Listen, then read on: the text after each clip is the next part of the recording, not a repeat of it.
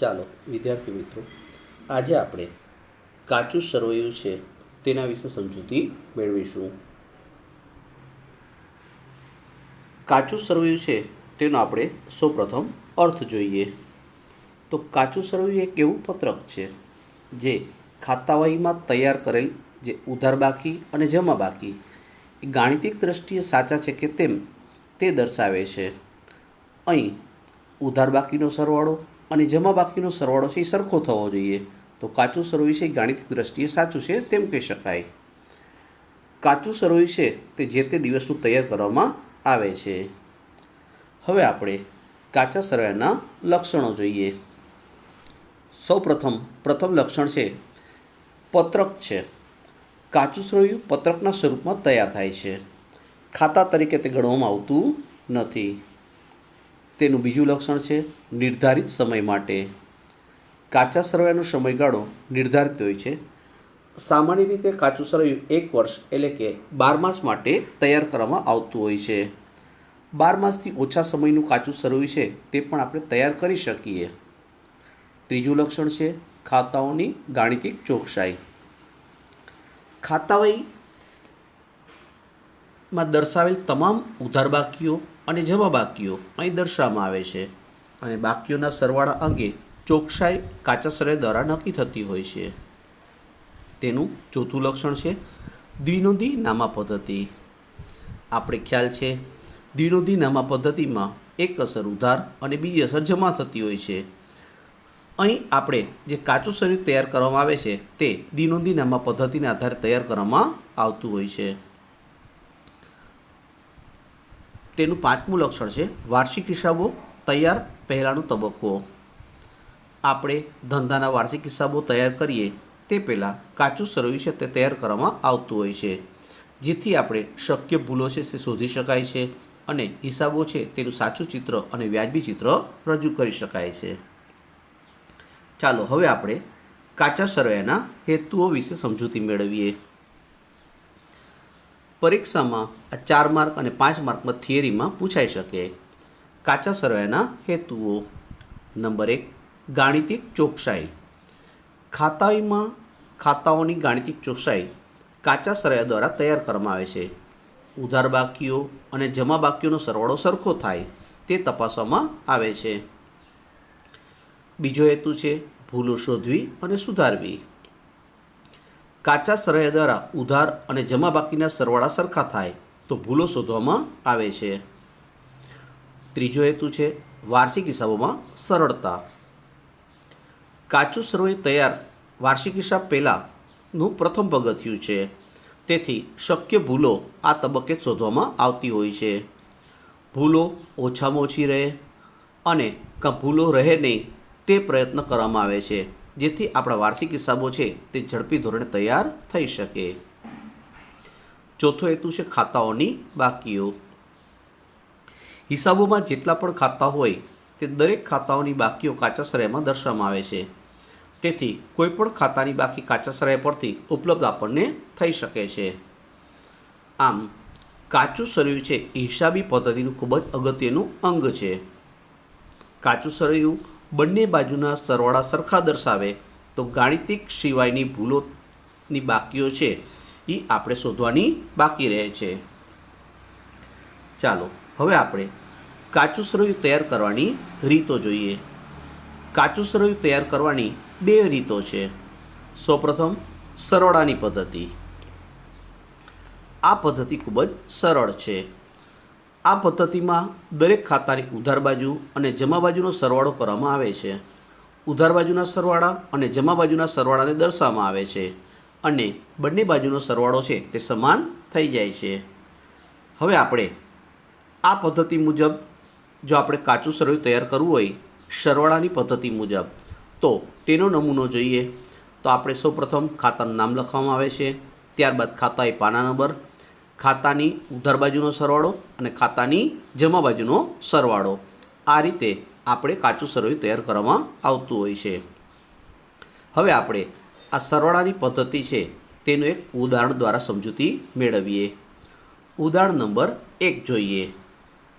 શ્રી ધર્મના હિસાબી ચોપડા પરથી તારીખ 31/3/2015 રોજ વિવિધ ખાતાની ઉધાર બાજુ અને જમા બાજુના સરવાળા આપ્યા છે તે પરથી કાચું સરવૈયું તૈયાર કરો. વિદ્યાર્થી મિત્રો, સરવાળાની પદ્ધતિ ખૂબ જ સરળ છે. આ પ્રકારના દાખલા છે આપણે ભાગ્યે જ પૂછાય. આમ છતાં આપણે આ પ્રકારના દાખલામાં ફક્ત જે ખાતાની ઉધાર બાજુનો સરવાળો આપેલ છે અને ખાતાની જમા બાજુનો સરવાળો આપેલ છે એનો કુલ સરવાળો જ કરવાનો હોય છે. અહીંયા ઉદાહરણ 1 જે આપેલ છે તેમાં જે તમને રકમ આપેલ છે તેમ જ રાખવાની છે. ફક્ત તમારે ઉધાર બાજુનો સરવાળો અને જમા બાજુનો સરવાળો આપણે કરી નાખશું. બંને બાજુનો સરવાળો છે 2 લાખ રૂપિયા થાય છે. આમ આપણો દાખલો પૂર્ણ થશે. હવે આપણે રીત નંબર 2ની સમજૂતી મેળવીએ. રીત નંબર 2માં આપણે બાકીની પદ્ધતિ. આ પદ્ધતિમાં ઉધાર બાજુના સરવાળા અને જમા બાજુના સરવાળાના તફાવત છે તેની બાકી શોધી અને કાચા સરવૈયામાં દર્શાવવામાં આવતી હોય છે. આ બાકીની પદ્ધતિ છે તે ખૂબ જ પ્રચલિત છે. તેને આધારે આપણે વાર્ષિક હિસાબો છે તૈયાર કરતા હોઈએ છીએ. હવે આપણે ઉદાહરણ 2 તેની સમજૂતી મેળવીએ. નીચેની બાકીઓ ઇંદરના હિસાબી ચોપડામાંથી લેવામાં આવી છે. તેના પરથી તારીખ 31/3/2015 રોજનું કાચું સરવૈયું તૈયાર કરો. અહીં તમે વિદ્યાર્થી મિત્રો જોઈ શકો છો ખાતાનું નામ આપેલ છે અને રકમ આપેલ છે. આપણે તે ઉધાર બાકી છે કે જમા બાકી છે તે દર્શાવવાનું છે. હવે એક બાબત તમને જણાવી દઉં. જે મિલકતો આપેલી હોય તો મિલકતો હોય તેની હંમેશા ઉધાર બાકી હોય. જ્યારે મૂડી છે, જવાબદારી છે તેની હંમેશા જમા બાકી હોય. ઉપાડ છે તેની ઉધાર બાકી હોય. જ્યારે ખરીદી છે, આપણે ખરીદી કરીએ એટલે માલ આવે તેની ઉધાર બાકી હોય અને વેચાણ કરીએ તો માલ જાય એટલે તેની જમા બાકી હોય. આના કરતાં ઉલટું, ખરીદ પરત હોય તો તેની જમા બાકી હોય અને વેચાણ પરત હોય તો તેની ઉધાર બાકી હોય. તમામ પ્રકારની જે મિલકતો છે કે લેણું છે તેની ઉધાર બાકી હશે અને તમામ પ્રકારની જે જવાબદારી છે કે દેવું છે તેની જમા બાકી હશે. ચાલો હવે આપણે ઉદાહરણ 2 છે, ખૂબ જ સરળ છે. સૌપ્રથમ તમારે જે ખાતાના નામ અને રકમ રૂપિયા આપેલા છે તેના પર આધારિત તમારે કાચું સરવૈયું તૈયાર કરવાનું છે. અહીં તમારે કાચું સરવૈયું તૈયાર કરવા માટે સૌપ્રથમ ખાતાનું નામ, ત્યારબાદ ખાતાવાહી પાના નંબર એટલે કે ખાપાનું કોલમ બનાવવાનું છે. ખાતાની ઉધાર બાકી એના રૂપિયા અને ખાતાની જમા બાકી તેના રૂપિયા દર્શાવવાના છે. હવે આપણે ક્રમ અનુસાર એક પછી એક રકમ જોતા જાય તેની ઉધાર બાકી છે કે જમા બાકી તે હું તમને કહું છું. ચાલો, મૂડી ખાતું તેની હંમેશા જમા બાકી હોય બાળકો, એટલે જમામાં દર્શાવાશે. ઉપાડ છે તેની ઉધાર બાકી હોય. દેવાદારો તેની ઉધાર બાકી હોય. લેણદારો આપણું દેવું કહેવાય તેથી તેની જમા બાકી હોય. રોકડ આપણી મિલકત છે તેની ઉધાર બાકી હોય. ફર્નિચર આપણી કાયમી મિલકત છે તેની ઉધાર બાકી હોય. બેંક, ફક્ત બેંક લખેલ છે એટલે બેંક સિલક હોય તેની ઉધાર બાકી હોય. મળેલ કમિશન, જે મળેલ શબ્દ આવે તે આપણી આવક થાય તેની હંમેશા જમા બાકી હોય. ત્યારબાદ આપણને બેંક કમિશન આપેલ છે. અહીંયા મળેલ શબ્દ નથી, ફક્ત બેંક કમિશન શબ્દ છે તેથી આપણો ખર્ચ કહેવાય તેની ઉધાર બાકી હોય. હંમેશા ખર્ચાઓની ઉધાર બાકી અને આવક હોય તો જમા બાકી. ત્યારબાદ આપણને બેંક કમિશન આપેલ છે તેની ઉધાર બાકી દર્શાવાશે. વીજળી ખર્ચ ઉધાર બાકી. મજૂરી જેની ઉધાર બાકી દર્શાવાશે. પગાર આપણો ખર્ચ છે ઉધાર બાકી. આગથી બળી ગયેલ માલ, કોઈ પણ રીતે માલ જાય, આગથી બળી ગયેલો માલ હોય, પલળી ગયેલો હોય, ઉપાડથી ગયેલો માલ હોય, આ બધાની હંમેશા જમા બાકી હોય. 10% સરકારી જામીનગીરી, એનો મતલબ એમ થયો કે આપણે 10% સરકારી જામીનગીરીમાં રોકાણ કર્યું. રોકાણની હંમેશા ઉધાર બાકી હોય. શરૂઆતનો સ્ટોક ઉધાર બાકી. ખરીદી હંમેશા ઉધાર હોય. વેચાણ જમા હોય. ખરીદ પરત, ખરીદી ઉધાર તો ખરીદ પરત જમા. વેચાણ જમા તો વેચાણ પરત ઉધાર હોય. અંગત વપરાશ માટે લીધેલ માલ, આપણે અગાઉ કીધું તે મુજબ જ કોઈપણ રીતે ગયેલો માલ હોય, ઉપાડથી ગયેલ માલ, અંગત વપરાશ માટે લીધેલ માલ, ચોરીથી ગયેલ માલ, હંમેશા જમા બાકી હોય. બેંક લોન છે તેની જમા બાકી હોય, હંમેશા બેંક લોનની જમા બાકી હોય, આપણું દેવું કહેવાય. આપણે કોઈ દિવસ બેંક પાસે આપણે લોન લઈએ, આપણે કોઈ દિવસ બેંકને લોન ના આપીએ, તેથી બેંક લોન છે તે આપણું દેવું છે તેની જમા બાકી હોય. આપેલ વટાવ, આપેલ શબ્દ હોય આપણો ખર્ચ કહેવાય, આપેલ વટાવ છે એ ખરીદીનો ખર્ચ છે એટલે ઉધાર બાજુ દર્શાવાશે. મળેલ વટાવ આપણી આવક થાય, એ વેચાણની આપણી આવક છે. મળેલ વટાવ છે આપણે વેચાણ કરીએ તેમાં આપણને વટાવ મળે, તેથી મળેલ વટાવ આપણી આવક છે, જમા બાજુ બાકી આવે. ગાડા ભાડું હંમેશા ખર્ચ હોય, ખર્ચમાં આવે તેથી ઉધાર કહેવાય. આવક માલ ગાડા ભાડું શબ્દ વાપરે કે જાહક માલ ગાડા ભાડું પડે, આવક માલ ગાડા ભાડું શબ્દ વાપરે તો ખરીદીનો ખર્ચ છે, જાહક માલ ગાડા ભાડું કહે તો વેચાણનો ખર્ચ છે, આ ખર્ચ જ કહેવાય, તેથી હંમેશા ઉધાર બાકી હોય. આગથી થયેલ નુકસાન, અહીં નુકસાન શબ્દ વાપરે એટલે હંમેશા ઉધાર બાકી હોય. ટેલિફોન ખર્ચની હંમેશા ઉધાર બાકી હોય છે. ચાલો હવે આપણે આ ઉધાર બાકી અને જમા બાકી બંનેનો સરવાળો દર્શાવી દઈએ તો 4,09,250 થાય છે. આપણે કુલ સરવાળો જે રકમમાં આપે છે તે રકમ દર્શાવી અને બંને બાજુના સરવાળા મૂકી દેવા. આપણે આ કાચું સરળ છે તે પત્રક સ્વરૂપે તૈયાર થયેલ છે.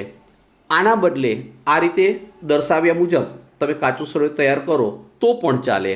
આમાં તમારે ઉધાર બાકી, રકમ રૂપિયા, જમા બાકી અને રકમ રૂપિયા આવી રીતે તૈયાર કરો તો પણ ચાલે. ઉધાર બાકી છે તે બધું ઉધાર બાજુ દર્શાવાશે, જમા બાકી તે જમા બાજુ દર્શાવાશે. આવી રીતે તૈયાર કરશો તો પણ ચાલશે. એટલે આપણે પત્રક છે તે બે રીતે તૈયાર કરી શકીએ. બરાબર, ઉપરનું ઉદાહરણ છે તે મુજબ અથવા તો આ મુજબ તમને અનુકૂળ હોય તે રીતે તૈયાર કરવું. ચાલો ઉદાહરણ નંબર 3 જોઈએ. વિદ્યાર્થી મિત્રો ખાસ ધ્યાનમાં રાખજો, આપણે ખાતાનું નામ અને રકમ આપેલ છે, કેની બાકી ઉધાર છે અને કેની બાકી જમા છે તે આપણે જોવાનું છે. મિલકતો તેની હંમેશા ઉધાર બાકી હોય, મૂડી છે તેની જમા બાકી હોય. ચાલો આપણે ઉદાહરણ 3ની સમજૂતી મેળવીએ. શ્રી અમિતના ચોપડે જે બાકીઓ આપેલી છે તેનું કાચું સરળ તૈયાર કરો. હું તમને ક્રમ અનુસાર જે બાકીઓ છે તેની ઉધાર બાકી છે કે જમા બાકી છે તે બોલતો જાઉં છું, સરખી રીતે સમજજો. ચાલો, માલિકની મૂડીની હંમેશા જમા બાકી હોય. બેંક શિલક આપણી મિલકત છે તેની ઉધાર બાકી હોય. મુસાફરી ખર્ચ હંમેશા ઉધાર હોય. દેવાદારો એટલે કે આપણું લેણું, જે આપણે ઉધાર વેચાણ કરતા હોય તેના રૂપિયા આપણે લેવાના છે એટલે કે દેવાદારો, તેની હંમેશા ઉધાર બાકી હોય. ભાડું આપણો ખર્ચ છે તેની ઉધાર બાકી હોય. ખરીદ માલ પરત તેની જમા બાકી હોય, કારણ કે ખરીદી ઉધાર હોય તો ખરીદ માલ પરત જમા હોય. ખરીદી તેની ઉધાર બાકી હોય. પ્રોવિડન્ટ ફંડની હંમેશા જમા બાકી હોય. પ્રોવિડન્ટ ફંડ એ આપણું કંપનીનું દેવું છે. યંત્ર આપણી મિલકત છે, કાયમી મિલકત છે તેની ઉધાર બાકી હોય. લેણદારો આપણું દેવું થાય તેની જમા બાકી હોય. સ્ટેશનરી ખર્ચની ઉધાર બાકી છે. મળેલ વટાવ, મળેલ શબ્દ લખેલો છે તેથી જમા બાકી હોય. દેવી હુંડી આપણું દેવું છે તેની જમા બાકી હોય. મળેલ કમિશન, મળેલ શબ્દ વાપરે છે તેથી આપણી જમા બાકી આવશે. મિત્ર પાસેથી લોન, જો અહીં આપણે મિત્ર પાસેથી લોન લીધી છે એટલે આપણે રૂપિયા ચૂકવવાના છે, આપણું દેવું થાય, તેથી મિત્ર પાસે લોન છે તેની જમા બાકી આવશે. ઉપાડ છે આપણે જો મૂડીની જમા બાકી હોય તો ધંધાનો માલિક જે કાંઈ ઉપાડ કરે તેની ઉધાર બાકી હોય એટલે ઉપાડ છે તેની ઉધાર બાકી થશે. રોકડ શિલક મિલકત છે તેથી ઉધાર બાકી થશે. પગાર ખર્ચ છે તેથી ઉધાર બાકી. મળેલ વ્યાજ, મળેલ શબ્દ આવે એટલે જમા બાજુ. વેચાણ માલ પરત, જો વેચાણની હંમેશા જમા બાકી હોય તો વેચાણ પરતની ઉધાર બાકી હોય. પ્રોવિડન્ટ ફંડમાં ફાળો આપણો ખર્ચ છે તેથી ઉધાર બાકી કહેવાય. લીધેલી લોન, આપણે લોન લીધી છે, આપણું દેવું છે તેથી તેની જમા બાકી હોય. માલનો સ્ટોક, અહીં માલનો સ્ટોક છે તેની ઉધાર બાકી હશે. જાહેરાત ખર્ચ ઉધાર બાકી. ફર્નિચર આપણી મિલકત છે ઉધાર બાજુ. આપેલ વટાવ આપણો ખર્ચ છે ઉધાર બાજુ. લેણી હુંડી, લેણી હુંડી, લેણી હુંડી આપણી મિલકત છે, આપણે રૂપિયા લેવાના થશે, તેથી લેણી હુંડી છે તેની ઉધાર બાકી હોય. ઘાલખાદ એક પ્રકારનો ખર્ચ છે. ઘાલખાદ એટલે જે રૂપિયા ટૂંકમાં આપણા મળવાના નથી, જે ડૂબી ગયા છે તે, તો ઘાલખાદ ખર્ચ છે તેની ઉધાર બાકી હોય. ખર્ચ ચૂકવવાનો બાકી, કોઈ પણ ખર્ચા ચૂકવવાના બાકી હોય તેની હંમેશા જમા બાકી હોય, આપણું દેવું કહેવાય. એટલા માટે ચાલો આ રીતે આપણે કાચું સરવૈયું છે આપણે તૈયાર કરવાનું થશે. તો ઉધાર બાકી, રૂપિયા, જમા બાકી અને રૂપિયા આ રીતે તૈયાર કરો તો પણ ચાલે, અથવા તો પેલા વિગત એટલે કે નામ લખવાનું છે, ત્યાર પછી ખાતા હોય પાના નંબર, ઉધાર રૂપિયા અને જમા રૂપિયા એમ દર્શાવો તો પણ ચાલશે. આ પ્રકારના દાખલા ખૂબ જ સરળ છે. હવે આપણે ઉદાહરણ 4ની સમજૂતી મેળવીએ. અહીં તમને કાચું સરવૈયું નીચે મુજબ આપેલું છે. ખાતાના નિયમોની દ્રષ્ટિએ આ કાચું સરવૈયું સાચું છે કે નહીં તે નક્કી કરો. જો ભૂલો હોય તો આપણે સુધારીને કાચું સરવૈયું બનાવવાનું છે. વિદ્યાર્થી મિત્રો, અહીંયા જે કાચું સરવૈયું આપ્યું છે તેમાં સાચા અને ખોટા બંને પ્રકારની એન્ટ્રી આપેલી છે. અહીં સાચી એન્ટ્રી પણ હોઈ શકે, ખોટી એન્ટ્રી પણ હોઈ શકે. આપણે સુધારવાની છે, ખાસ ધ્યાનમાં રાખજો. એટલે આપણે સુધારેલું કાચું સરવૈયું નીચે બનાવવાનું થશે. અહીંયા હું તમને કહેતો જાઉં, એક પછી એક એન્ટ્રી આપણે લેતા જાય. વેપારી એટલે કે લેણદાર, લેણદારની હંમેશા જમા બાકી હોય, તો કઈ બાજુ દર્શાવશે બાળકો? જમા બાજુ. દેવી હુંડી, તેની હંમેશા જમા બાકી હોય, તેથી જમા બાજુ દર્શાવાશે. વ્યાજ મળ્યું, મળ્યું શબ્દ લખેલ છે તેથી જમા બાજુ આવે. મળેલ વટાવ જમા બાજુ આવે. યંત્ર ઉધાર બાજુ આવે. માલનો સ્ટોક ઉધાર. ખરીદી ઉધાર. મજૂરી ઉધાર. ખરીદ પરત જમા. કમિશન મળ્યું જમા. ડિવિડન્ડ મળ્યું જમા. હવે જમા બાકી આપી છે તેમાં પણ સુધારા હોય તે હું બોલતો જાઉં છું. મૂડી તે જમા બાજુ જ હોય. પગાર આપણો ખર્ચ છે તેથી ઉધાર બાજુ દર્શાવાય. બેંક ઓવરડ્રાફ્ટ આપણું દેવું કહેવાય તેથી જમા બાકી હોય. ગ્રાહકો એટલે કે દેવાદારો, દેવાદારની હંમેશા ઉધાર બાકી હોય, ઉધાર બાજુ દર્શાવાશે. આપેલ વટાવ, આપેલ વટાવ આપણો ખર્ચ છે તેથી ઉધાર બાજુ દર્શાવાશે. વેચાણ, માલ જાય છે, વેચાણ કરીએ તેની જમા બાકી હોય. વેચાણ પરત તે ઉધાર બાકી કહેવાય. ચૂકવેલ ભાડું આપણો ખર્ચ છે તે ઉધાર બાજુ દર્શાવાશે. આમ વિદ્યાર્થી મિત્રો, જે મેં તમને બાકી છે ઉધાર અને જમા તે તમારે સુધારી અને તમારે સુધારેલું કાચું સરવૈયું આ રીતે બનાવવાનું થશે. ઉધાર બાકી રૂપિયા, જમા બાકીને રૂપિયા.